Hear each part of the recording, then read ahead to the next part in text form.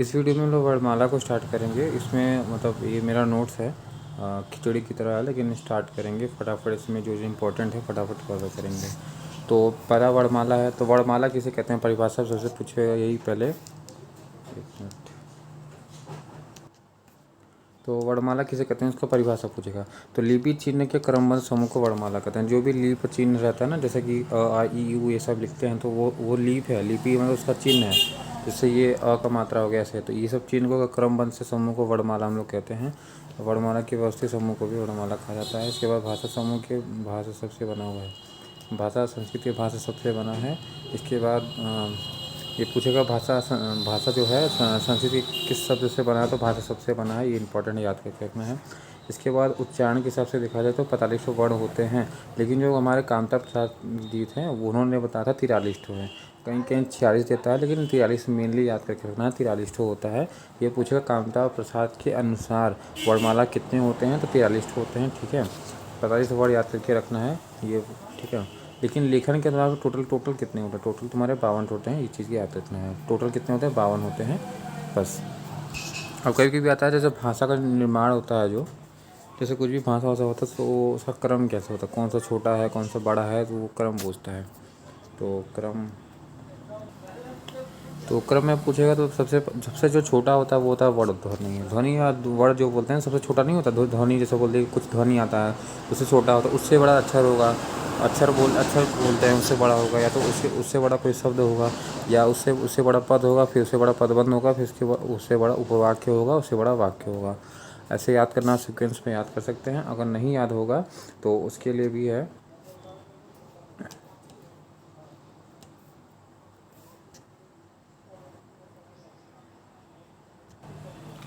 उसके लिए है कि वाव पपा आओ डायरेक्ट याद कर लो। वाव पपा आओ डायरेक्ट याद कर लेंगे। तो वाव पपा आओ से क्या हो जाए, व से वर्णमाला होता है। वर्ण बोलते हैं, वर्ण को ध्वनि बोलते हैं। उसे जो वाव है उस क्या है, ये अक्षर ले लो, अक्षर से अक्षर हो जाएगा। पा देखो पापा है, पा से जो प देखो ये भी प है, इसमें प है, तो ये क्या पहले छोटा वाला आएगा फिर बड़ा वाला आएगा। तो पद आएगा फिर पदबंध आएगा। इसके बाद आओ है, आओ से मतलब ये उपवाक्य याद आ जाएगा। इसके बाद व से हो जाएगा वाक्य हो जाएगा। ठीक है, अब इम्पोर्टेंट सबसे इम्पोर्टेंट ये है। देखो टोटल हम लोग लेखन के दौरान से 52 वर्ड होते हैं, जिसमें 4 संयुक्त व्यंजन भी होते हैं, जिसको बोलते हैं छ त्र ज्ञ। तो एग्जाम में आता है जो छ लिखा है, छ लिखेगा, छ किससे मिलके बना हुआ है, ऑप्शन 4 दे देगा। वैसे 4 ऑप्शन रहेगा। तो छ तुम्हारा स से बना है, त्र तुम्हारा र से बना है, ज्ञ तुम्हारा ज और यहाँ से बना है, और इसी जो है श और र से बना है। इंपॉर्टेंट है ये जो होते हैं, ये आधा आधा होते हैं। ये चीज़ का याद रखना है। ऑप्शन में तुरंत एलिमेंट के लिए जिसमें पूरा पूरा लिखा रहेगा, पूरा क लिखा रहेगा, ऐसे पूरा क। तो पूरा करेंगे सब पूरे आधे आधे हैं। आधा तो है तो त्र तर ज्ञ जो जहाज, देखो ज से फिर जहाज में चुम्मा खींच रहा है, ये वाला है।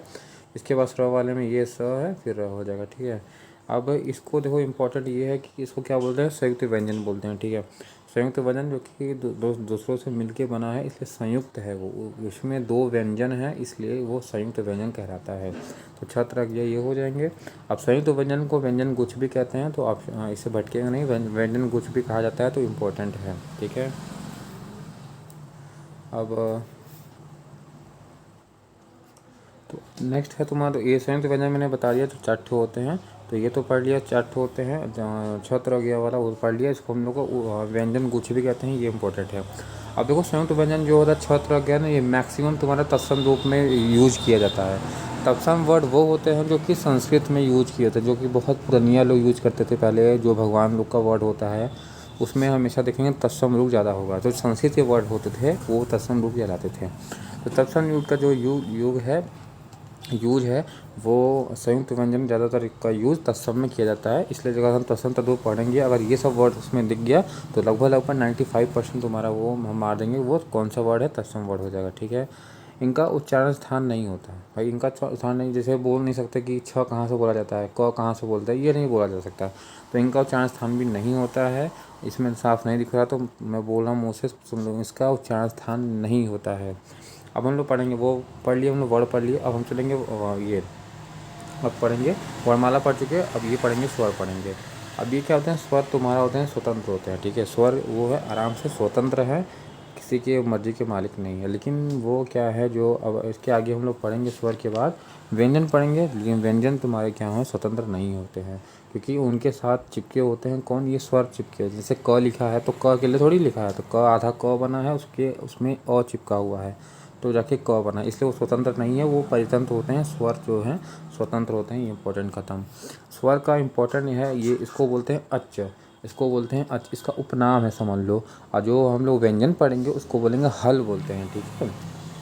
अब देखो जो मात्रा, अब पूछेगा मात्रा, जैसे परिभाषा पूछेगा मात्रा क्या है, जैसे मात्रा कहीं लिखा है ये सब मात्रा ही है ना, जो भी जैसे छोटी की मात्रा बड़ी की मात्रा तो क्या है, तो स्वरों के उच्चारण काल मात्र को, जैसे स्वर बोलते हैं उसको उच्चारण जैसे टाइम लिया बोलने का, जो भी टाइम लिया तो उसको क्या बोलेंगे, मात्रा बोलेंगे। स्वरों के उच्चारण काल मान को क्या कहते हैं, मात्रा कहते हैं। मात्रा 10 होती है, ठीक है। मात्रा वैसी होती है ना, अ मात्रा थोड़ी है, क्योंकि अ का कोई सिंबल नहीं होता है तो मेनली मतलब 10 ही लिखा जाता है, ठीक है। अब देखो जो कि मात्रिक स्वर है वो 10 हैं, दृश्य स्वर भी 10 हैं, ठीक है। अब देखो इनमें इम्पोर्टेंट है ये क्वेश्चन में आया था, मैंने लिख लिया था क्वेश्चन।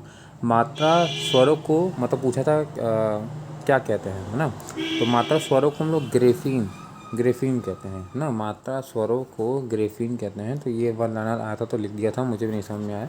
तो मात्रा स्वरों को ग्रेफीन कहते हैं। ग्रेफीन मतलब जो सजा के लिखा जाता है, वो सजावट का रूप देता है तुम्हारा स्वर, इसीलिए उसको ग्रेफीम कहते हैं, सजाने वाला चीज़ है ना।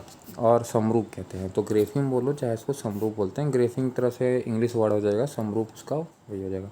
तो ग्रेफिम और समरूप कहते हैं, ठीक है। ये खत्म हो जाएगा, ये भी बता दिया, अच्छे बता दिया, ठीक है। अब देखो मात्रा के हिसाब से 2 भाग में बांटा गया है इसको, ठीक है, ठीक है। अब वैसे मुख्य रूप से 3 रूप में बांटा गया है स्वर को। मेनली देखो अगर मात्रा के हिसाब से बांटेंगे तो 2 रूप में बांटा गया है, और अगर पूछेगा मुख्य रूप से कितने बांटा गया है तो 3 टाइप में बांटा गया है। तो 2 वाले में देखो 2 वाले में इसलिए है क्योंकि देखो ये देखो पहला ह्रस्व दीर्घ प्लुत है, ठीक है। अब जो तुम्हारा जो प्लुत वाला है ये संस्कृत का आता है, इसीलिए इसको काउंट नहीं करते हैं। तो मात्रा के हिसाब से ये नहीं आ पाता है, ठीक है। अब भाई ये देखो जो ये सब मात्रा लिखा है राम ओम, ये सब संस्कृत में यूज़ होता है ना, तो इसीलिए मात्रा के हिसाब से अगर हिंदी में पढ़ें तो ये वाला काउंट नहीं होता है। अब मुख्य रूप से अगर पूछेगा तो 3 टाइप के होते हैं, ये ह्रस्व दीर्घ और प्लुत होते हैं, ठीक है। अब देखो सबसे इम्पोर्टेंट है, अब देखो हस वाला है। हस वो क्या है, इसमें ना उच्चारण में क्या है, समय 1 मात्रा का लगता है, मतलब बहुत कम टाइम लगता है, तो उसको हम लोग बोलते हैं ह्रस्व स्वर बोलते हैं, ठीक है। ह्रस्व स्वर एग्जाम में पूछता है ये कई ठो होते हैं, तो 4 ठो होते हैं, सीधा याद करना। अ ई उ ऋषि, और इसमें छोटे वाले आते हैं, इस चीज़ का याद रखना। देखो छोटी देखो अ आई सिंपल, ई वाला आया, ऊ आया, ये देखो लिखा है, और ये ऋषि बेचारा यहाँ छुपा है तो वो भी बता रहा हूँ। तो अ ई उ ऋषि आता है इसके अंदर, ठीक है। अब आता है दीर्घ वाले में, वो 7 आता है। वेरी वेरी इंपॉर्टेंट है। देखो सीधा पूछा कई ठो होते हैं, 4 होता है, और एक में होता है 7 होता है। तो इसमें क्या है ना, देखो इसमें क्या है, 1 मात्रा का समय लगता है, ये भी पूछता है एग्जाम में। इसमें लगता है दो मात्रा का समय लगता है। अब 2 से मात्रा से अगर अधिक समय लगता है तो उसको बोलते हैं प्लुत। तभी ना प्लुत में जो जैसे बोलते हैं राम, तो ये राम में क्या बहुत ज़्यादा टाइम लग रहा है, तो इसीलिए ऐसे फैला, ये इसमें ये ऐसे ऐसे लिख के रहता है, ठीक है। अब जैसे कि अब देखो याद करना है, अ ई उ ऋषि, ये ह्रस्व उधर हो जाएगा। तो वाले में क्या हो जाएगा, दीर्घ वाले में आ, वही चीज़ उतार दो, बड़ा बड़ा वाला आ, बड़ी ई, बड़ी ऊ, फिर ए आए, ओ आओ, ठीक है। ये इम्पॉर्टेंट है। अब देखो कभी कभी एग्ज़ाम में क्या फंसाता है कि दीर्घ, देखो चलो छोड़ो अभी आगे बढ़े। देखो ह्रस्व का नाम क्या है, ह्रस्व का बहुत सारा नाम है। इसको मूल बोलेंगे भाई, जो छोटा है, बस मेनली जो है छोटा वाला, तो इसको बोले मूल, ठीक है, मूल बोलेंगे। अब एक अब देखो छोड़ो, इसके बाद है मूल, है ना, इसको मूल बोलते हैं, इसको जड़ स्वर बोलते हैं, ठीक है। तो मूल स्वर बोलते हैं, और क्या बोलते हैं, एक मिनट और मैं और जूम कर देता हूँ थोड़ा सा। तो इसको तुम्हारा जड़ स्वर भी कहते हैं, और इसको बोलते हैं नैसर्गिक स्वर भी कहते हैं, और इसको विजातीय स्वर भी बोलते हैं। तो ये बहुत मतलब कहीं भी मैंने बड़ोड़ बड़ोड़ के लिखा है, तो इम्पोर्टेंट है। हर स्वर का उपनाम है जड़, मूल स्वर है भाई, मेनली मूल है, सीधा जड़ स्वर है। किसी का जड़ होता है तो वो क्या, तो मूल ही होता है, तो जड़ स्वर हो गया। नैसर्गिक है, ठीक है, नैसर्गिक मतलब पुराना, ठीक है। अब है बीजाक्षर है ना, तो ये इम्पोर्टेंट है, क्या होता है यू ऋषि इम्पोर्टेंट। चलो अब दीर्घ वाले में साथ होता है, बता दिया था, वो भी ख़त्म हो गया। अब देखो इसको जब मूल बोलेंगे, इसको जड़ बोलेंगे, तो मूल यही हो जाएगा, छोटा है। इसको बोलेंगे गुरु ना, इसको गुरु बोलेंगे। इसको संधि स्वर भी बोलते हैं, इसको कृत्रिम स्वर भी बोलते हैं, इसको बनावटी स्वर भी बोलते हैं। क्योंकि को 2 बार लिखेंगे तब जाके आ बन जाएगा, ठीक है। तो ये वाला जो दीर्घ वाला बना है, एक तरह से बनावटी तो है ही है, बनावटी है। कृत्रिम स्वर वही वही हो गया। संधि स्वर इसलिए बोलेंगे कि दोनों से मिलके बनेगा। जैसे कि अगर बड़ी ई लिखा है तो जाहिर सी बात है ई मिलके बना है ना, ठीक है। तो ऐसे ही, तो अब ये हो गया गुरु, भाई गुरु बोलेंगे, इसको 2 लोग से मिलके बना गुरु बना, ठीक है। ठीक है, इसमें 1 का टाइम लगता है बोलने में, इसमें 2 मात्रा का टाइम लगता है, इसमें 3 मात्रा का लगता है प्लुत वाले में। जो प्लुत वाला स्वर है ये संस्कृत में यूज़ होता है, तो इम्पोर्टेंट ये चीज़। इसमें दीर्घ में देखो, दीर्घ से अधिक लगता है, ये दीर्घ था, इससे अधिक इसमें लग रहा है ना टाइम बोलने में, ठीक है।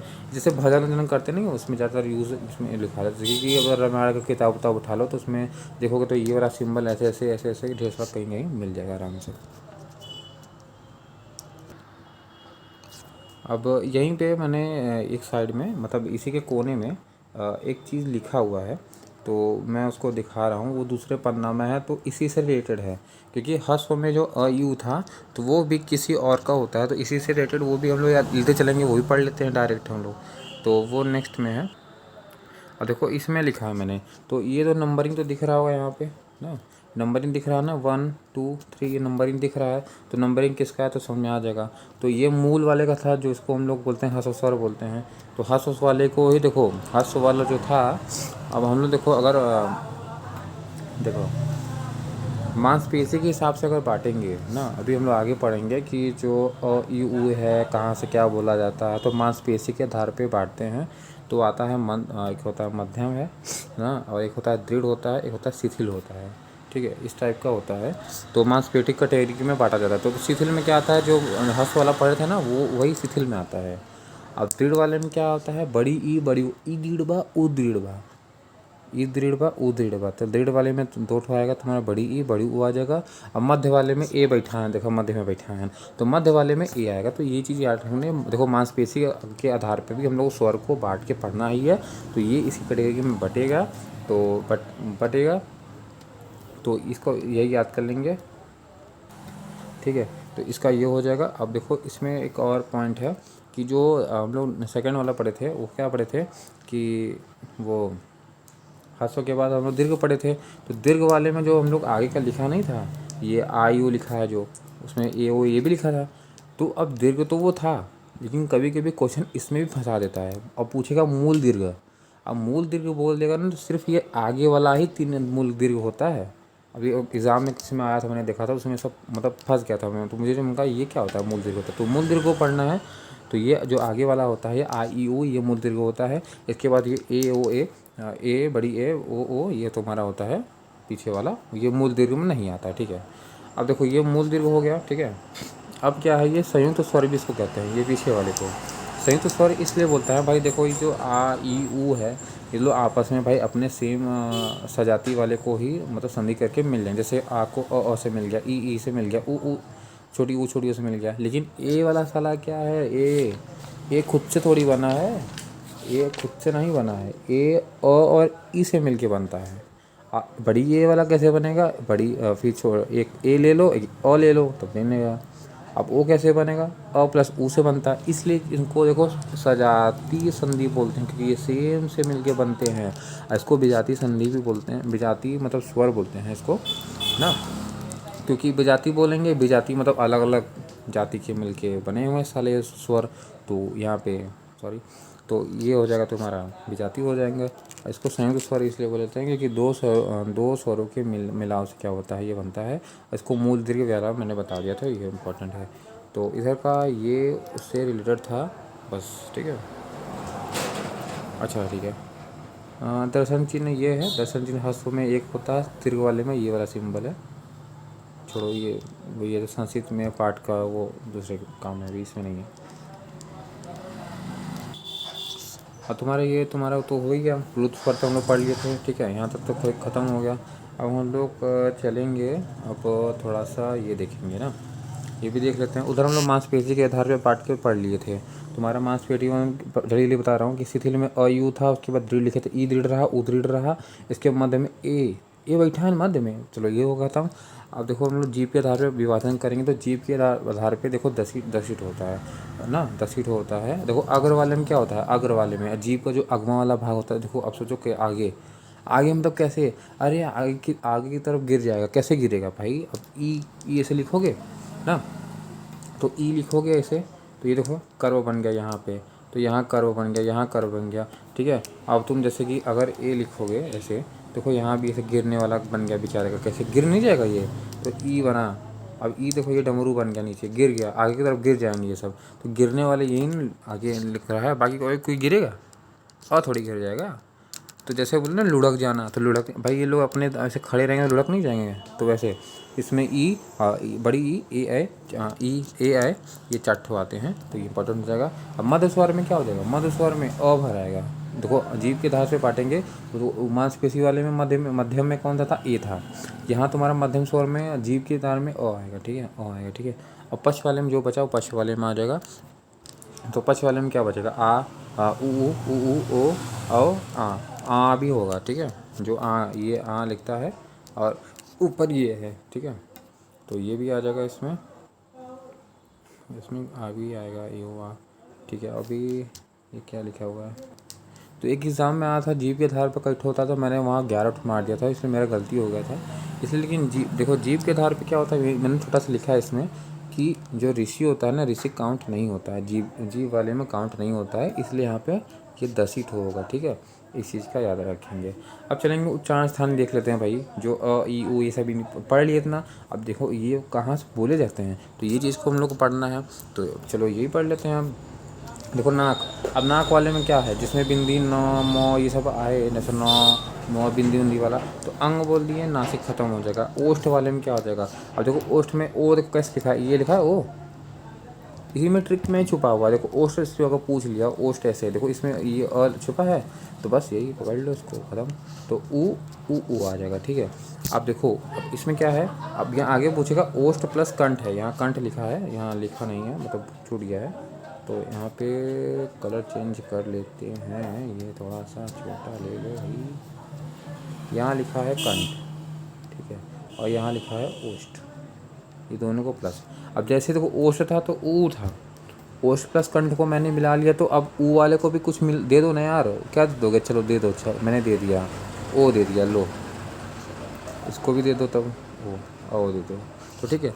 तो जैसे ही ओठ और कंठ की बात आएगी तुम्हारा ओ ये आ जाएगा, तो ये याद रखेंगे। ओष्ठ प्लस कट वाले में आता ओ आ जाएगा, ओष्ठ वाले में सिर्फ ऊ आएगा, क्योंकि ओष्ठ वाले में आगे का ऊ का सिंबल बन रहा था, इसलिए हम लोग ऊ पढ़ लिए थे।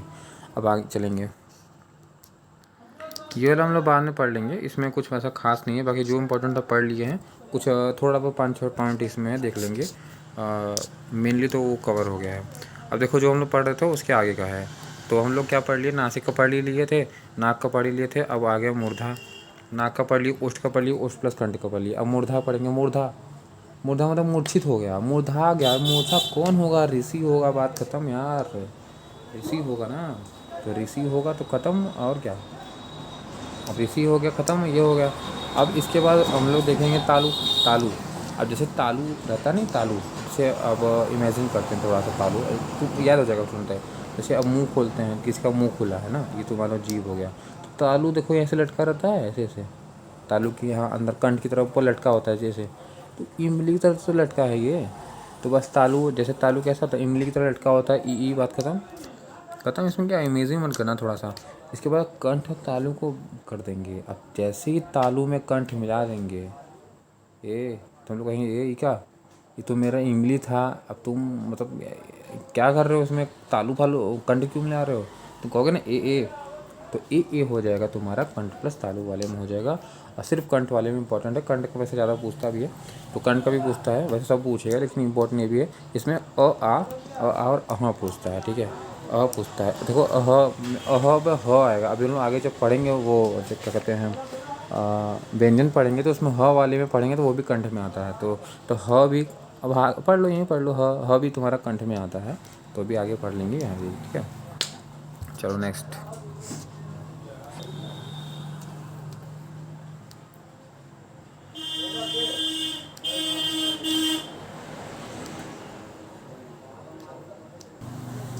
इसके बाद व्यंजन आएगा। व्यंजन में तुम्हारा व्यंजन बता दी थी, प्रतितंत्र होते हैं। ये वो स्वर स्वतंत्र होता है, ये प्रतितंत्र होता है। इसको हल बोलते हैं, उसको अच्छे बोलते थे स्वर वाले को। अब एक वन लाइनर आया था इसलिए मैंने लिख दिया। कामता प्रसाद गुरु ने जो व्यंजन को है ना बाह्य प्रत्यय के अनुसार, पता नहीं कौन सा बाह्य प्रत्यय किया, तो अपना कही होंगे हमसे क्या। तो बाह्य प्रत्यय के अनुसार व्यंजन को 2 भाग में बांटा है, बस इतना याद करना है। तो पूछेगा कामता प्रसाद के अनुसार कितने। तो ऐसे कामता प्रसाद के अनुसार तुम्हारा वर्णमाला कितना था, 43 था, जो पर्याप्त पिछला कर लिए। तो ये हो गया। स्वर की सहायता से बोले जाने वाले, जो स्वर की सहायता से बोले जाने वाले वर्ड को क्या कहते हैं, व्यंजन कहते हैं। ठीक है, ठीक है। अब देखो मूलतः 33 होते हैं, मूलतः तो हमारा 33 होते हैं। ठीक है, अब इसमें और 2 जोड़ देंगे, जोड़ने में 35 हो जाता है। लेकिन मूलतः जब पूछेगा तो 33 ही ऑप्शन में हम लोग लगाएंगे, इंपॉर्टेंट है ये। चलो अब देखो आता है एक क्रम से, जैसे कि बोलते हैं ना कि पहले कंठ से बोले, कि मुंह से बोले, कि जीभ से बोले, कि मूर्धा से बोले, कि जीभ से ओष्ठ से बोले। तो इसका क्रम पूछता है, मतलब कहाँ से स्टार्ट होता है। तो ट्रिक तो एक ऐसे याद कर लो कि के टी एम 2 ऐसे याद कर लो, कंठ तालु मूर्धा दंत्य ओष्ठ, ऐसे याद हो जाएगा। एक ट्रिक तो ये हो जाएगा। और सेकंड है, मैंने तो ऐसे याद किया था, काटो तार मुँह से ओठ से, तो वही हो गया। काट क से कंठ, त से तार, मुँह से दांत से, फिर ओष्ठ आ जाएगा। तो ऐसे भी याद कर सकते हैं। तो ये एग्ज़ाम में पूछता है। अब देखो डोर अभी इम्पोर्टेंट है, इसका नाम पूछता है। इसको बोलते हैं द्विगुण व्यंजन। एग्ज़ाम में बहुत ज़्यादा आता है कि द्विगुण व्यंजन कौन कौन से होते हैं। तो लगाएंगे, लेकिन बिंदी वाला ध्यान देंगे, नीचे बिंदी लगा रहता है, तो ये होगा ना। अब द्विगुण व्यंजन तो भाई सभी जानते हैं, लेकिन अब क्वेश्चन अगर फंसा लिया बहुत मतलब अच्छा लेवल का, तो इसको बोलते हैं अतिरिक्त। इसको बोलते हैं अतिरिक्त बोलते हैं, अतिरिक्त भी बोलते हैं। और इसको बोलते हैं ताड़न जात भी बोलते हैं। ठीक है, अतिरिक्त बोलते हैं, ताड़न जात बोलते हैं, और विकसित वर्ण भी बोलते हैं, और उत्क्षिप्त भी बोला जाता है। तो अतिरिक्त है और तुम्हारा क्या होता है, ताड़न जात है। अतिरिक्त है, ताड़ नहीं है, देखो 2 आँख लगा के ताड़ रहा है बेचारा, तो ताड़न जात है। एक्स्ट्रा है भाई, एक्स्ट्रा निकल नहीं गया है तुम्हारा, तो एक्स्ट्रा हो जाएगा, तो अतिरिक्त हो जाएगा। और देखो पता नहीं ये लोग विकसित हैं नहीं, लेकिन इन लोग को विकसित भी बोलते हैं, तो विकसित तुम्हारा भी हो जाएगा। इसको विकसित वर्ण बोलते हैं। ठीक है, वर्ण बोलते हैं इसको, बोलते हैं। इसके बाद उच्छित भी बोलते हैं। उच्छित भी इंपॉर्टेंट है, द्विगुण व्यंजन तो इंपॉर्टेंट है, उच्छित भी वेरी इंपॉर्टेंट है। ठीक है, अब लोग नेक्स्ट चलेंगे। अब इम्पोर्टेंट ये देखो, ये है कि और जैसे कहीं कहाँ कहाँ लगता है, ये इम्पोर्टेंट है। इसका रूल क्या है, जैसे किसी मतलब किसी के शुरुआत में नहीं आता, तो ये क्या है ना, किसी शब्द की शुरुआत में नहीं आता है। तो इसका मतलब क्या, जैसे कि डमरू है, ढोलक है, तो शुरुआत में कभी नहीं आएगा। तो ये जो सिंबल ये वाला है, ये आपको कभी भी शुरुआत में देखने को नहीं मिलता है। और अंग्रेजी में नहीं आता है, तो अंग्रेजी वर्ड है उसमें भी नहीं, जैसे रोड है लिखा है ना, बोर्ड है लिखा है। इंग्लिश में इंग्लिश वर्ड है उसमें भी नहीं आता है। द्वितत्व व्यंजन में भी नहीं आएगा, जैसे हड्डी ड ड द्वितत्व मतलब जैसे 2 डबल बा लिखा हो, डबल बात। हड्डी में देखो आधा ड, फिर ड, उड्डयन में ड ड, तो ऐसे कुछ भी हो, डबल बार रिपीटेड हो, तो वहाँ पे जैसे बिल्ली अल है, तो कभी भी ऐसा अगर द्वितत्व व्यंजन हो रहा है तो वहाँ भी ये नहीं आएगा ना। जैसे कहीं आप कहीं लिख दिया, इसमें से छाटिए, जैसे हड्डी में यहाँ लगा दिया नीचे बिंदी ड के नीचे, तो गलती हो जाएगा, वो गलत है, गलत लिखा हुआ है। और उपसर्ग यदि है तो प्रयोग नहीं करते हैं। ठीक है, उपसर्ग प्रत्यय हो जाएगा। इसके बाद है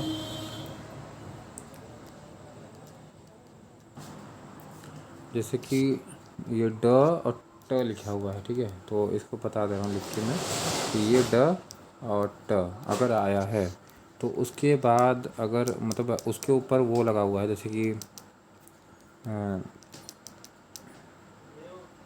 ठीक है, उसके बाद अनुस्वार लगा है, ऐसे बिंदी लगा हुआ है। अनुस्वार अगर लगा हुआ है, बिंदी लगा हुआ है ना दोनों पे। ठीक है, तो अगर उसके आगे पीछे आया है तो ये वहाँ पे उसका यूज़ नहीं करेंगे। ये नहीं कि जैसे अडम्बर है, तो देखो इसमें अनुस्वार आया है, तो अनुस्वार आया है तो नहीं लगाएंगे। ठीक है, अनुस्वार है तो नहीं लगेगा। ग्राउंड है, ठीक है, देखो ड लिखा है, ड के पहले अनुस्वार आ गया, ड के पहले अनुस्वार आया ना गया यहाँ पे, ये देखो यहाँ पे। तो यहाँ पे भी क्या है, जो ड है सिंपल वाला ही आएगा, इस चीज़ का ध्यान रखना है। ये वाला हो गया स्पर्श व्यंजन हम लोग बता दिए। कंठ तालु मूर्धा हो गया ना, KTM 2 ऐसे याद कर लो, देखो KTM 2 ये लिखा हुआ है, तो यहाँ से KTM 2, ये देखो KTM 2 है। किसी को चीज़ को हम लोग को याद ही करना है, क्रम है, पहले कंठ आएगा, फिर तालव्य, मूर्धन, दंत, ओष्ठ, ये सब आएगा पहले, तो इसका हो जाएगा KTM 2 हो जाएगा। इसके बाद हम लोग को याद करना है अब कहाँ से, देखो व्यंजन को कहाँ से क्या बोला जाता है। तो एक चार्ट है जो कि वैसे ही है, चार्ट पेपर, ठीक है। इसमें 25 ठो लिखा हुआ है, 5-5 का रो पे लिखा हुआ है, तो इसको अच्छे से याद करना है, बस इसी को याद कर लेना, बात ख़त्म हो जाएगा। तो ये चार्ट है, ठीक। तो अब इसमें देखो लिखा है जैसे कंठ है, तो अब क का क में आता है। वैसे कुछ लोग याद करते हैं कि क का फिर कुछ में आया कंठ में, कंठ से कहाँ कौन से बोल देंगे, तो ऐसे है देखो क का क, जैसे कंठ का क्या है, क का क है।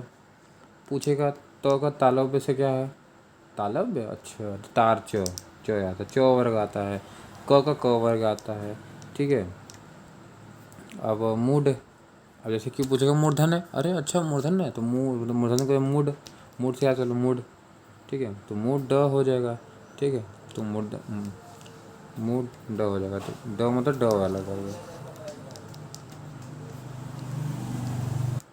तो ये हो जाएगा। अब पूछेगा दांत से, तो दांत, दंत, दंत, अच्छा दांत, त वर्ग, बात खत्म, त वर्ग हो जाएगा। इसके बाद ओष्ठ पूछेगा, ओष्ठ मतलब ओ से ओपी, ओपी याद कर लिए हो जाएगा प वर्ग।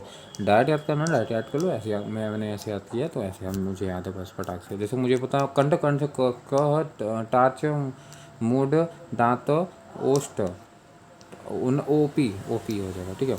तो क ख ग घ अंग, ये इसमें कंठ में आता है, च छ इ तुम्हारा तालोपी में आता है, ट ठ ड ढ ढ़ ये मूर्धन में आता है, त थ द ध न दंत में आता है। इसके बाद प फ भ म तुम्हारा ओष्ठ में अंतर्गत में आता है, ठीक है। 25 होते हैं, 2 ठो हम लोग याद किए, इसको बोलते हैं, क्या बोलते हैं इसको, अतिरिक्त, ताड़नजात, विकसित और उच्छित भी हम लोग इसको बोलते हैं, ठीक है। जो लास्ट वाला होता है, जो लास्ट वाला रो होता है, तो जो लास्ट वाला होता है ये उसको अनुनासिक व्यंजन कहते हैं, ठीक है। मतलब नाक की तरफ जो बोला जाता है उस व्यंजन को अनुनासिक व्यंजन कहते हैं। तो लास्ट जो 5वां रो होता है ये होता है न, ये होता है यहाँ अड़, न, म, तो ये सब नाक से बोले जाते हैं, ये चीज़ का ध्यान रखें। अब देखो इसमें क्या है, 1 2 3 4 5, 5 ठो है, 5 ठो रो है ना। अब ये पूछेगा 5 रो में इम्पोर्टेंट क्या है ये देखते हैं। इम्पोर्टेंट क्या है, जैसे कि पूछेगा इसमें ये जो अघोष, अघोष क्या होगा, सघोष क्या, ये पूछेगा। तो अघोष सघोष पूछेगा कौन से व्यंजन होते हैं। तो अघोष के अंदर अंदर 1 और 2 आता है, अघोष के अंदर 1 और 2 आता है। और तुम्हारा सघोष या घोष बोलो उसको, सघोष या घोष लिखा हुआ है, सघोष या घोष को बोलते हैं। उसमें होता है 3 4 5 आता है, 3 4 5, इसमें 1 2, इसमें 3 4 5 आता है, 1 2, इसमें 3 4 5, ये तुम्हारा अघोष 2 ठो हो जाएगा। और ये तुम्हारा 2 ठो कौन सा हो जाएगा, ये 3 ठो तुम्हारा कौन हो जाएगा, सघोष है, इसको घोष बोलते हैं, ठीक है। अब देखो एक होता है अल्प प्राण, होता है एक होता है महाप्राण। अल्प प्राण मतलब उसे सांस जैसे अटकी है, ऐसा फील नहीं आ रहा अल्प प्राण, उसको सांस ही नहीं मिल रहा है। तो सांस नहीं मिल रहा है मतलब सांस को सम तरीके से नहीं मिल रहा है, मतलब और तरीके से मिल रहा है। ऑड संख्या कौन सी थी, 1 1 3 5, तो 1 3 और 5 वाला कौन सा होता है, अल्प प्राण होता है। इसके बाद जो महाप्राण होता है उसमें 2 और 4 आते हैं, ठीक है, ये इंपॉर्टेंट है। अब इसमें इंपॉर्टेंट, सबसे इंपॉर्टेंट है कि पूछेगा अल्प प्राण कई ठो होते हैं। तो अल्प प्राण तुम्हारा होते हैं 31 ठो टोटल होते हैं, ये होते हैं, ठीक है। और एक इम्पॉर्टेंट पॉइंट ये होता है कि जो पूछता है कि सारे स्वर होते हैं जो हम लोग पीछे पढ़ चुके हैं, स्वर होते हैं वो क्या होते हैं, वो अल्प प्राण होते हैं, महाप्राण होते हैं कि सगोष, सगोष क्या होते हैं ये पूछेगा। तो वो होते हैं अल्प प्राण होता है, जो सारे जो स्वर होते हैं वो अल्प प्राण होते हैं। वेरी इंपॉर्टेंट है, पूछता है सारे स्वर कैसे हैं, अल्प प्राण होते हैं, ये बता दिया, ये बता दिया। अब अघोष में क्या है, कंपन नहीं होता है, ये देखो 13 होते हैं। जो अघोष वाला होता है ये तुम्हारा होता है 13 होते हैं, ठीक है, इंपॉर्टेंट है। देखो अल्प प्राण और जो सघोष है, सघोष या घोष बोलते हैं, ये भी 31 होता है और ये भी 31 होता है। ये चीज़ को दोनों को याद रखना है, ये 31 ये 31। लेकिन जो महाप्राण है वो होता है 15 होता है, ठीक है, 15 होता है। ये कितना होता है, अघोष हमारा होता है 13 होता है, ठीक है। अब जैसे पूछेगा कभी कभी कि अघोष में क्या होता है, इसमें ना कंपन नहीं होता, इसमें कंपन नहीं होता है। अब इसमें कम हवा कंपन होता है। सघोष वाले में क्या होता है कि मतलब कंपन होता है, कम हवा रहती है, इसमें हवा ज़्यादा रहेगा, ठीक है। ओनली सांस, अघोष वाले में देखो सांस का रहेगा भाई, वैसे वो सांस के अकॉर्डिंग बांटा गया है ना। तो अघोष वाले में देखो सांस रहता है, इसमें कम सांस रहता है, इसमें भाई इसमें सांस कम है ना, इसमें मतलब सांस ज़्यादा है तो इसमें कंपन कम होगा। अब इसमें कंपन ज़्यादा होगा जब कम हवा रहेगा। ठीक है, बस ये इम्पोर्टेंट है, इतना ही पूछेगा इसमें। अब एक क्रम मैंने अपने मतलब उसके अकॉर्डिंग, मतलब नोट्स के अकॉर्डिंग एक क्रम है। जैसे मैंने एक आँख में छपा हुआ है कि मेरा अघोष यहीं लिखा है, नीचे सकोष लिखा है, ऊपर अल्पप्राण लिखा है, इसमें महाप्राण है। इसे बहुत सारा मतलब आगे भी थोड़ा सा ट्रिक अच्छा है तो इसलिए इम्पोर्टेंट है कि आँख में बंद करके सेट कर लो कि यहाँ अघोष है, यहाँ सघोष है, यहाँ अल्पप्राण, नीचे महाप्राण है। अब देखेंगे अंतस्थ व्यंजन क्या होता है। देखो अंतस्थ व्यंजन वो होते हैं जो मतलब अंतस्थ व्यंजन कौन सा, इसमें य व र ल आता है। ठीक है, तो य व र ल आता है। अंतस्थ व्यंजन को द्विविभक्ति व्यंजन भी कहा जाता है। इसमें य व र ल आता है। अब इम्पोर्टेंट ये है कि ये पूछेगा य का स्थान क्या है बोलने का, व का, र का, ल, ये सब पूछेगा, कुछ नहीं है। तो य से ये लो आलू ले लो, तो ये लो आलू, आलू को मतलब होता तालू, तालू ये लो आलू, तो ये लो आलू तो मतलब तालू से बोलते हैं, ये चीज़ इंपॉर्टेंट। अरे यार ये बार बार तो हो जाएगा आलू का, ये हो जाएगा। इसके बाद देखो इंपॉर्टेंट क्या है, इसके बाद वो है। अब वो देखो, वो से मैंने ऐसे याद किया, वदन याद किया था, वदन याद किया था, तो दांत का भी होता है। दांत प्लस होता है निचला ओष्ठ, इसको बोला जाता है। तो व का स्थान क्या है, वदन, वदन दन, वदन से क्या हो जाएगा, दांत हो जाएगा। तो व से क्या हो जाएगा, वदन हो जाएगा। ठीक है, अब र वाले में इंपॉर्टेंट है। देखो र वाले का हो जाएगा, मैंने तो ऐसे दांत याद किया था, दांत भी होता है, कहीं कहीं दांत मिल जाएगा, लेकिन कहीं कहीं मूर्धन्य इंपॉर्टेंट है, मूर्धन्य ज़्यादा देखने को मिलता है। तो दांत कहीं कहीं होता है, जैसे कि दांत के लिए याद कर लो, र मतलब रेड। देखो र और ल दोनों देखो लाल का ही संकेत है, र से रेड ऐसे ही याद कर लो, ल मतलब लाल हो जाएगा। तो र ल दोनों दांत का ही होता है। तो दांत का ये चीज़, तो दांत का ये दोनों हो जाएगा, लेकिन र वाले का हो जाएगा र तुम्हारा हो जाएगा मूर्धन्य, इम्पोर्टेंट है। ठीक है, इम्पोर्टेंट आता है मूर्धन्य। ठीक है, मूर्धन्य है, र का हो जाएगा। और इसको वत से भी बोला जाता है, आल्सो वत से भी, इसलिए र का ऑप्शन के हिसाब से मारेंगे तो र का मारेंगे मूर्धन्य। ठीक है, र का मारेंगे हम लोग मूर्धन्य मारेंगे। ठीक है, और मूर्धन्य होगा। अब इसको भाई देखो, तो अब र को हम लोग याद कर लिया, मूर्धा होता है, वैत्स भी होता है, कहीं कहीं होता है। मूर्धा इंपॉर्टेंट है, सबसे ज़्यादा मूर्धा वाला इम्पोर्टेंट है।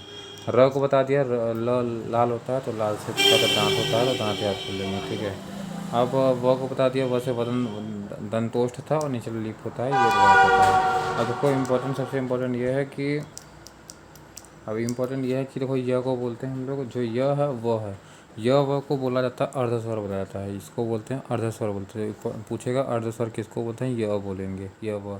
लेकिन अब इसमें भी सब पूर्ण अर्धस्वर किसको बोलते हैं, तो बोलते हैं तुम्हारे व वाले को, य वाले को बोला जाता है, पूर्ण अर्धस्वर बोला जाता है।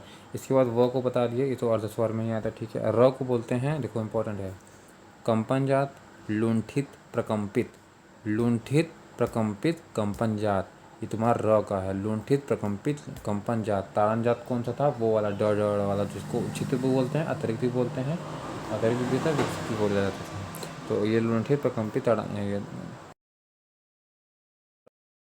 र वाले में क्या है, र वाले में इसको बोलते हैं पार्श्विक बोलते हैं। ठीक है, अब देखो एक फिगर ध्यान से कुछ दिख रहा होगा, मैंने बनाना होगा, ये चीज़ बनाया है, देखो ऐसे बनाया है।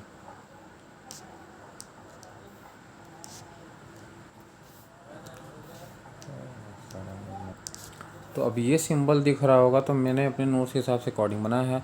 तो ये सिंबल का मतलब क्या है कि इस कोने में तुम्हारा क्या लिखा हुआ था, तो इस कोने में तुम्हारा क्या लिखा था, इस यहाँ कोने में मैंने क्या लिखा था, मैंने यहाँ लिखा था सघोष और घोष लिखा था, इस कोने लिखा था मैंने अल्पप्राण था। तो ये जो य व र ल होते हैं ना, तो ये होते हैं सघोष या घोष बोलो, सघोष, और क्या होते हैं, अल्पप्राण होते हैं, सघोष होते हैं और अल्पप्राण होते हैं। तो देखो सघोष और अल्पप्राण होते हैं, ये सिंबल है। तो ऐसे सिंबल से याद हो जाएगा। ठीक, अब नेक्स्ट है तुम्हारा उष्मा या संघर्षी बोलते हैं। उष्मा मतलब इसमें बहुत संघर्ष निकलता है, बोल संघर्ष करेंगे तो उष्मा निकलेगी, तो उष्मा या संघर्षी इसको बोलते हैं। इसको ईशत भी बोलते हैं, ईशत मतलब बहुत वो लग रहा है। तो उसमें संघर्षिक तो इस ईसत व्यंजन में कहता है, ठीक है, इम्पोर्टेंट है ये। हाँ, इसमें इसके अंदर का क्या क्या आते हैं, इसमें आता है श श श श, ये वाला स, फिर ये वाला स आता है, फिर ये स आता है, फिर ह आता है। तो ये 4 ठो आते हैं, ठीक है। सबसे इम्पोर्टेंट क्या है, देखो ये जो अब भाई इनका क्या होता है, उच्चारण स्थान का भी बोलेगा। तो मैंने तो ऐसे याद किया था, तुम वश में हो, तुम वश में, ऐसे याद है, तू म व स। तो तू से क्या होता है, तालु हो जाएगा, म से तुम्हारा मूर्धन्य हो जाएगा, स से हो जाएगा वत्स, व से हो जाएगा वत्स। वत्स मतलब जो दंतमूल होता है उसको वत्स बोला जाता है। तो व से वत्स मतलब दंतमूल हो जाएगा। और स आधा स है स्वर, स्वर यंत्री। स्वर यंत्री मतलब जो स्वर कहाँ निकलता है, हम लोग कंठ से निकलता है, तो कंठ होगा। देखो मैंने पहले भी ह का जिक्र किया था, तो ह तुम्हारा कंठ से होता ही है। सबसे इम्पोर्टेंट है कि ह का पूछता है, चलो नहीं मार पाते हैं, ह का तुम्हारा 4-5 नाम होता है। काकल्य वेरी वेरी इंपॉर्टेंट, सबसे इम्पोर्टेंट काकल्य है। और भी एक्स्ट्रा याद कर लो, जो कि सब नहीं जानते हैं, आप जानिए भैया। काकल्य, काकल्य योगी ज्ञान बोधि ना, काकल्य काकल्य काकल योगी बोधि ज्ञानी हंस, बोधि ज्ञानी हंस, ठीक है। ये तुम्हारा हो जाएगा काकल्य काकल्य काकल्य काकल ज्ञानी हंस, फिर बोधि और योगी, ये तुम्हारा क्या हो जाएगा, ये ह का तुम्हारा अन्य नाम हो जाएगा, ठीक है। और जिसमें उच्चारण में जोर से श्वास खींचना पड़ता है, उसको उसमें संघर्षी बोला जाता है। कई ठो होते हैं, 4 ठो होते हैं, उसके ऊपर भी अंतस्थ व्यंजन पढ़े तो वो भी 4 ठो होते हैं, ठीक है। अब इसमें भी एक ट्रिक है कि मैंने पहले वाली फिगर में क्या था, ऐसे फिगर बना था, ठीक है, ऐसे बना था। इस वाले में बस इस तरह बना दो। इसका मतलब क्या होगा, इसका मतलब हो जाएगा, इस कोने में, यहाँ कोने में क्या लिखा हुआ है, अघोष लिखा है, नीचे क्या लिखा था, नीचे लिखा था महाप्राण लिखा था। तो तुम्हारा उसमें संघर्षी क्या होते हैं, ये सिंबल बना यहाँ पे लगाना हुआ है। इसका मतलब क्या हो जाएगा, तो इसका मतलब हो जाएगा ये अघोष और महाप्राण होते हैं। तो स चाहे जो हो, इनका ये पूछेगा। तो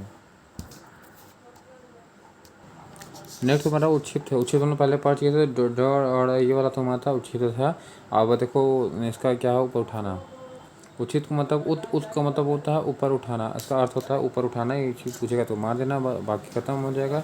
इसके बाद क्या होता है, जो ये अड़ पूछेगा कैसे होता है, तो ये याद कर लो। ये जो मैंने यहाँ पे सिंबल बनाया है, सिंबल बनाया, ये देख लो, ये सिंबल ऐसे था, एक नीचे लेटा दो। देखो हम लोग पहले वाले में ऊपर वाले में ऐसे ले गए थे, फिर सेकंड वाला ऐसे ले गए, अब फिर इसको ऐसे ले जाएंगे, अब चुपचाप से लेटा देंगे, ठीक है। तो बस हो जाएगा। लेटाने का मतलब है नीचे तुम्हारा क्या सघोष, और इस तरफ से अल्पप्राण तुम्हारा हो जाएगा महाप्राण हो जाएगा। इस तरफ क्या था, अल्पप्राण वो था, सघोष था, और इस तरफ क्या था, महाप्राण था, ठीक है। ऐसे लिखा था। इसका मतलब क्या हो जाएगा, इसका मतलब तुम्हारा नीचे यहाँ कोने में क्या था, तुम्हारा हो जाएगा सघोष था, यहाँ कोने में क्या था, अल्पप्राण था। ऐसे याद कर लेंगे। ये तो नहीं याद हो रहा था, ये लिखा हुआ है, याद कर लो, बात खत्म छोड़ो। अब ये मूर्धन्य देखो, भाई वो ड तुम्हारा ट के अंटर में आता, तो मुँह मुड तो वही होगा ना, तो मूर्धन्य आएगा ना इसका, बोलेंगे, ठीक है। सब उस और ये हो जाएगा, ख़त्म हो जाएगा। इसके बाद है, अब नेक्स्ट है तुम्हारा ये। अब हट, ये क्या है, देखो दोनों अयोगवा है। अब अयोगवा किसको बोलते हैं, अयोगवा 2 तरफ के होते हैं। एक होते हैं अनुस्वार होता है, और एक तुम्हारा होता है विसर्ग होता है। तो अनुस्वार का सिंबल क्या होता है, ये वाला इसका सिंबल होता है, और जो विसर्ग का सिंबल होता है ये वाला होता है। जो अनुस्वार होते हैं, ये पूछेगा क्या होता है, सगोश सगोश क्या होता है, तो इसका सिंबल ये रहा। तो अनुस्वार का सिंबल ये है, इसका मतलब नीचे कौन सा था, सगोश अघोष था, ऊपर कौन सा था, ऊपर था तुम्हारा अल्पप्राण था। तो ये हो गया, ठीक है। अब विसर्ग क्या होता है, विसर्ग का सिंबल ये नीचे होता है, नीचे का मतलब क्या था, इसका मतलब था सघोष सघोष, या तो फिर महाप्राण होता है। जैसे याद कर लो। अब देखो ये भी जो बिंदी होता है, एक तरह से ह का काम करता है, और ह का उच्चारण स्थान क्या था, कंठ था, तो ये भी हो जाएगा, कंठ हो जाएगा। इसके बाद ये तो हो गया, ठीक है। अब देखो ये अयोगवा पूछेगा कौन दिया था, तो किशोरीदास वाजपेयी ने इसको क्या दिया था, इसको प्रतिपादित किया था, जो भी है इसको, मतलब इसको खोज किया था, जो भी है। इसके बाद अयोगवा क्या होता है, ये नस्वर होते हैं, ये भी पूछता है नस्वर होते हैं, तो ये नस्वर होते हैं, न व्यंजन होते हैं, अयोगवा ऐसे होते हैं, ठीक है। इसके बाद न तो स्वर होते हैं, न कौन बताया था, ये तो होते हैं, किशोरीदास ने बताया था, यहाँ लिखा छोटा सा लिखा हुआ है। अब देखो पहले हम लोग पढ़ चुके द्वितत्व व्यंजन क्या होते हैं, जैसे कि ल वाला लिखा है, डबल डबल जो रिपीट हो रहा है, तो उसी को बोलते हैं द्वितत्व व्यंजन होता है। ये बात खत्म हो जाएगा। अब र इसमें लिखा है, र कई प्रकार होते हैं, र के 4 प्रकार होते हैं, आगे भी पढ़ लेंगे। देखो एक र ऐसे सिंपल होता है, एक ऊपर होता है, नीचे र लगाते हैं, र होता है। एक ऐसे ट्र की तरह नहीं बनाते ऐसे, वो भी र होता है, तो आगे हम लोग पढ़ लेंगे, ठीक है। अब देखो पशु, अब जो होता है ये विसर्ग है, जो विसर्ग का सिंबल तो यही है, कंठ से होता है, नीचे वाला ये सिंबल था, ये बता दिए हम लोग। अब ये इसको पशु भी बोलते हैं, ठीक है। पाश, इसको पाश भी बोलते हैं। तो ये सर अब फटाफट पढ़ते चले जाएंगे तो अब कुछ नहीं बनना रहा। जिस शब्द के अंत में आएगा भैया उसको जाहिर सी बात है, जिसमें लास्ट में आ आएगा उसको बोलते हैं अक्षरांत बोलेंगे।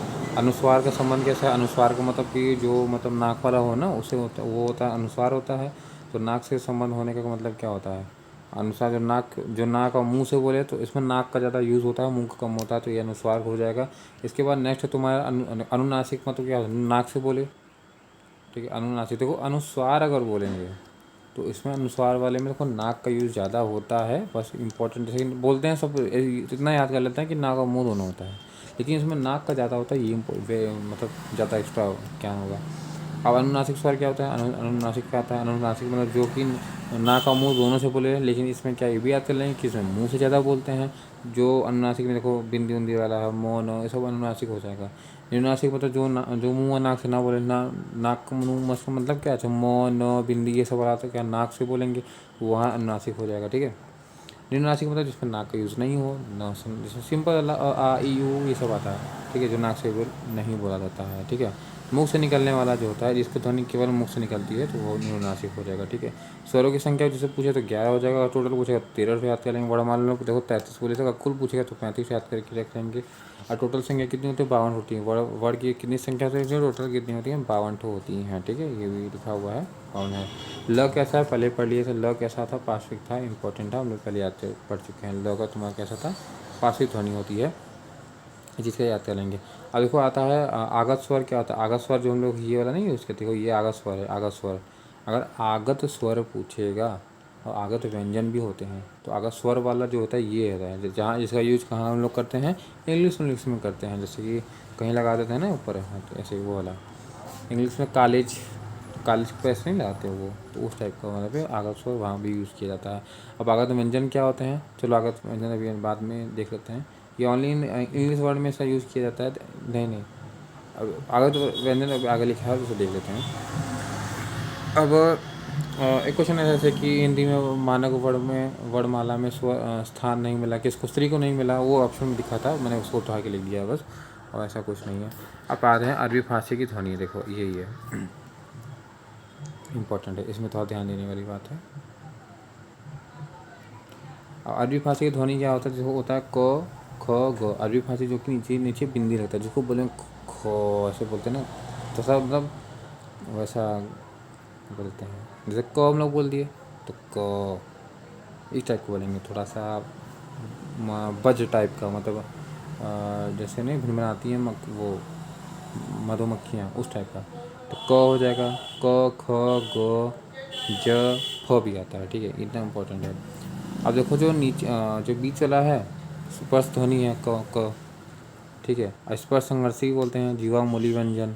शेष, शेष मतलब क को जो छोड़ के जितना बचा हुआ है ख ग, इसको बोलते हैं स्पर्श संघर्षी, जिसको जीवा मूली व्यंजन भी कहा जाता है, ठीक है। उच्चारण स्थान भी पूछता है, जैसे ज का उच्चारण स्थान क्या हो जाएगा? तो ज को हो जाएगा ज से दांत। देखो जो हम लोग पीछे पढ़ लिए तो वो ज अलग है, ये ज अलग है। इसमें ज में बिंदी लगा था। ज का हो जाएगा ज, जहाँ से रोबा ढेर दांत उड़ गया, तो इसका हो जाएगा दांत, ठीक है। तो दांत ज में उसका बोलते हैं तुम्हारा ज का तो हो जाएगा जहाज, दांत है, ठीक है। जहाज ज़्यादा चलाओगे तो दांत उड़ेगा, तो जहाज ये दंत हो जाएगा। अब फ वाले में दंतोष्ठ हो जाएगा, ठीक है। अच्छा ये देखो लिखा है नुक्ता। नुक्ता ने शिव प्रसाद सितारी हिंद ने मतलब बताया था नुक्ता। अब नुक्ता का मतलब क्या होता है? जैसे कि नुक्ता यही है, जैसे कि ये यहाँ पे बिंदी लगाना, इसको बोलते हैं नुक्ता बोलते हैं। तो ये तुमको बताया था, किसने बताया था? ये सितारे हिंद ने बताया था, ठीक है। तो अब क्या है अनुस्वार। अनुस्वार क्या होता है? अनुस्वार हम लोग पढ़ जो है ना बिंदी वाला है ये वाला, तो ऐसे वाला बिंदी वाला, तो ये अनुस्वार क्या होता है? ये हमेशा क्या होते हैं स्वर के बाद आने वाला नासिक ध्वनि बोलते हैं, अनुस्वार बोला जाता है, ठीक है। जैसे कि अब देखो इसका अरबी फारसी ध्वनि का यूज़ क्या होता है? जैसे कि लिखा है बलगम, लिखा है बलगम में कफ कफ कफ होते हैं, तो यहाँ पे ऐसे लिख के रहता है। तो वर्ण स्वर का जो अर्थ क्या होता है पूछता है ना, कि जो वर्ण है वर्ण का और ज्ञान का नाम है। तो हम लोग शुरू में पढ़ चुके, जो वर्ण ध्वनि पढ़ रहे थे, उसको हम लोग ध्वनि भी बोलते हैं। ध्वनि, अक्षर, जाति, तो हमें ऐसे याद करना, चारों नाम याद रखना चाहिए। तो वर्ण को और क्या क्या कहा जा सकता है? तो रंग की जाति दोनों बोलते हैं। रंग की जाति मतलब रंग और जाति हो गया। अक्षर ध्वनि हो जाएगा, ठीक है। अब देखो,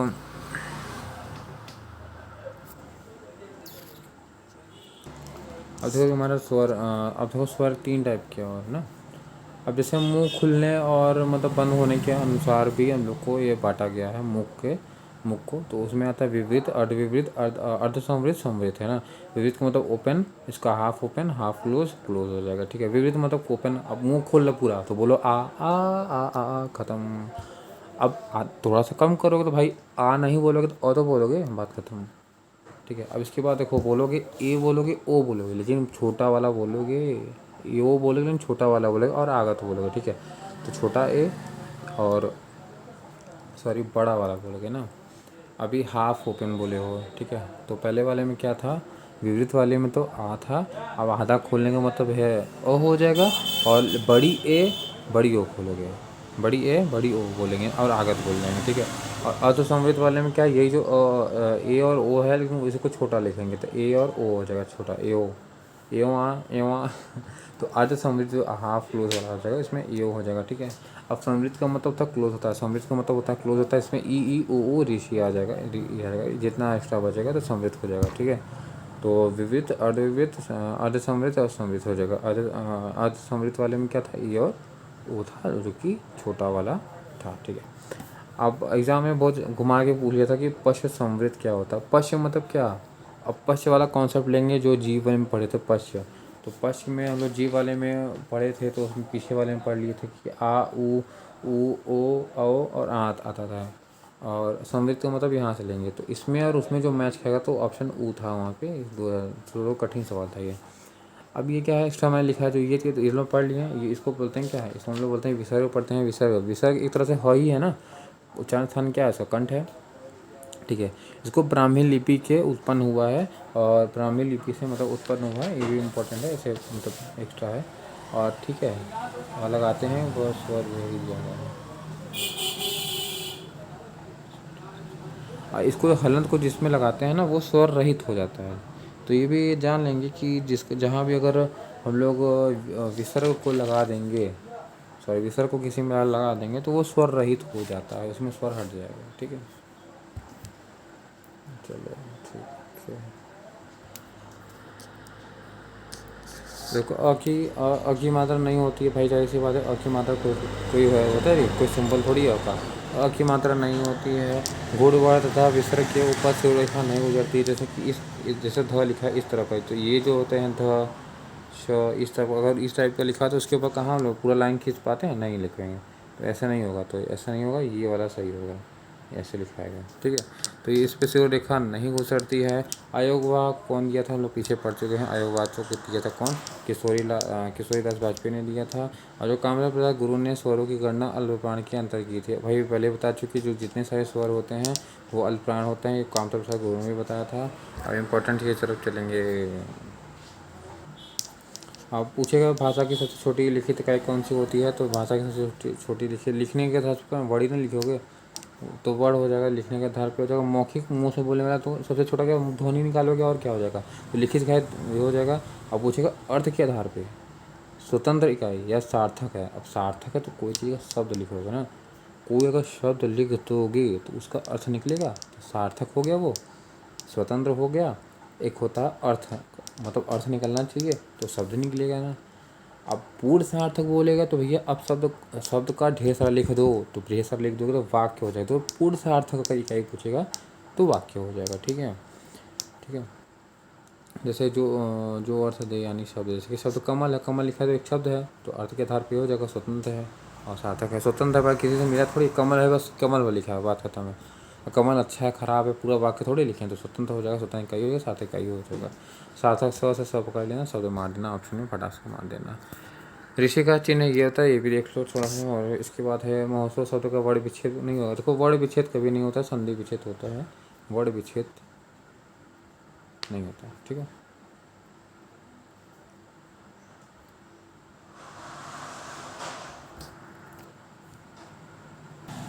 जैसे किताब को देखो हम लोग तोड़ दिए हैं, तो ये वर्ण विच्छेद है, देखो आराम से तोड़ दिए हैं।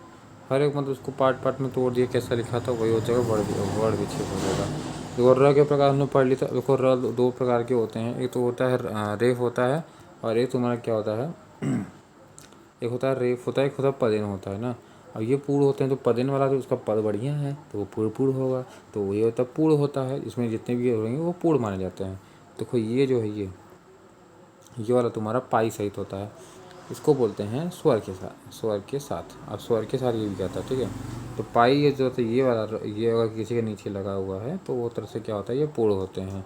और ये वाला जो होता है आधा होता है, जैसे ये देखो इसके नीचे लगा है, जैसे बिन किसी के नीचे ऐसे र लिखा है।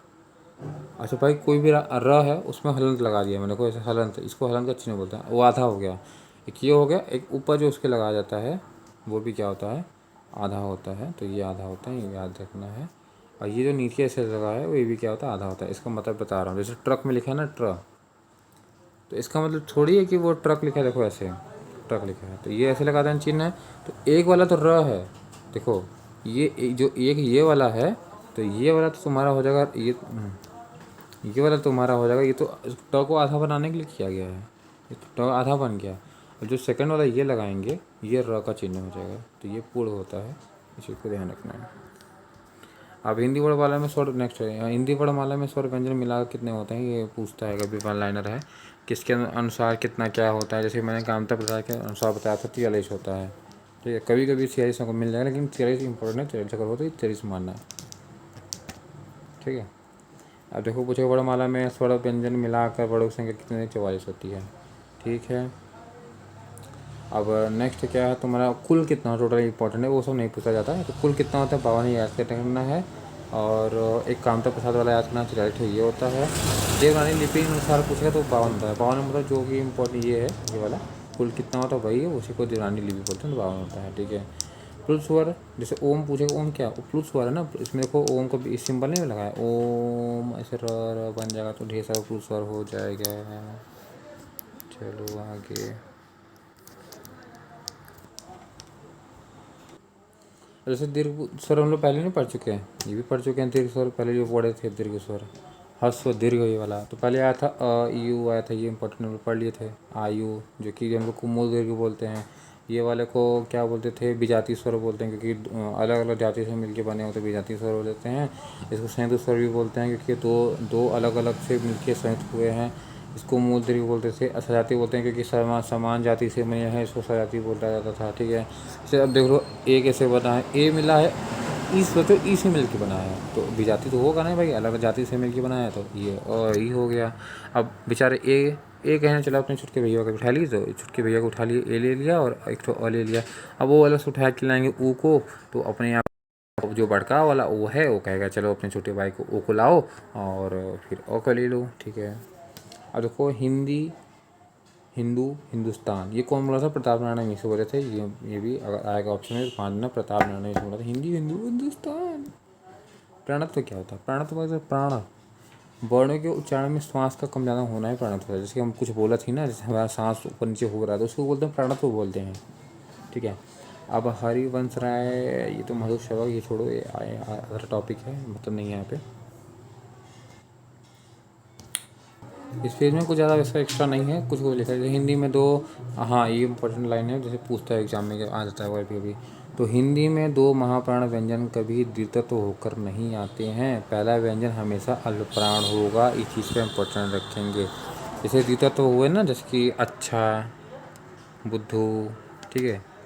तो अगर द्विविध है, वो द्वित्व वाला नहीं है ना, द्वित्व वो नहीं है कि डबल डबल जो दिल्ली बिल्ली, तो इसमें ल है, वो द्वित्व की बात नहीं हो रही है यहाँ पे, द्विविध की बात आ रही है, तो ये अलग होता है। जैसे एक आधा अक्षर एक ऐसे लिखना है, कुछ मिला है ना, जैसे अच्छा वाले में अच्छा, बुद्धू, मच्छर, इसमें क्या है, जो पहला व्यंजन होगा हमेशा अल्पप्राण होगा। अल्पप्राण का मतलब होता है 1, 3 और 5 ये कैटेगरी का होगा। जैसे देखो च क्या है, अच्छा वाले में देखो आधा च किस कैटेगरी में आएगा, तो च तुम्हारा पहले वर्ग में आता है। तो इसी तरह से ऐसा द, देखो द भी तो तुम्हारा किस में आता है, थर्ड वाली रो में आएगा। अब ऐसे ना, अब आगत ये तो बता दिया था, आगत इसको बोलते हैं गृहित, ये इसको आगत स्वर बोलते हैं, इसके तो गृहित स्वर भी बोलते हैं। वेरी वेरी इंपॉर्टेंट है। इसका यूज़ इंग्लिश वर्ड में किया जाता है, जैसे कॉलेज, नॉलेज देखो लिखा हुआ है, ठीक है। अब ये सब कोई मतलब नहीं है, कि मैंने लिखा है जैसे क तो 25 होते हैं, गिना है मैंने कि इतने दिन हो गए, इतने दिन होते हैं, कोई मतलब नहीं है। तो वो मांसपेशी के आधार पर हम लोग पहले ही पढ़ चुके हैं, फिर से रिविजन करते हैं। अब दृढ़ कौन था? ई ऊ दृढ़ है। मध्य में तो बेचारा ए बैठा रहा है, ये लड़का बैठा हुआ।